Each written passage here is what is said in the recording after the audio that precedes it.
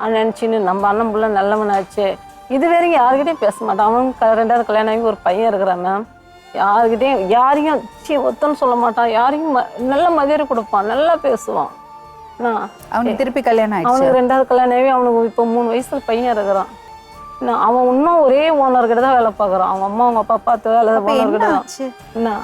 அவனை போல தங்கமான அப்புறம் என்ன தெரியல மேம். இதுல மனசுல என்ன பட்டுச்சு இல்லை அவன் எதனா மனசுக்குள்ளார எதனா பேசினானா எதுவுமே தெரியல. ஆனா அன்னைக்கு அவன் இறந்தானே டெத்து கூட வந்து அத்தை நான் எதுவுமே சொல்லலை அத்தான்னு தான் என் காலை பிடிச்சான். அப்போ கூட எனக்கு தெரியாது. அவங்க நான் பிறந்து வந்த வீடு தானே மேம். எங்க அண்ணன் பிள்ளைங்க எப்படி இருப்பாங்கன்னு எனக்கு தெரியாத மேம். பெத்த பிள்ளை மேலே இவ்வளோ குறை எத்தனை இங்கே வர நான் ஸ்டேஷனுக்கு எதுக்கு என் அண்ணன் பிள்ளை அப்படி பண்ணியிருந்தா நான் எத்தனையோ ஸ்டேஷனுக்கு போயிருக்கலாமே. கேஸே கொடுக்கல மேம். நான் என் பொண்ணே போயிடுச்சு. அவனுக்கு மேலே கேஸ் கொடுத்து என்ன போதும்.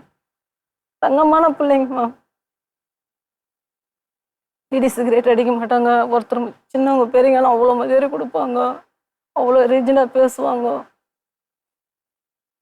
பர்மா இந்த வாய்ப்பை பயன்படுத்தி குழந்தைங்க இருக்கு, அவங்கள பார்த்துக்கணும். அதுக்கு எல்லாத்துக்கும் மேலே நீ ஒன்றை பார்த்துக்கணும்.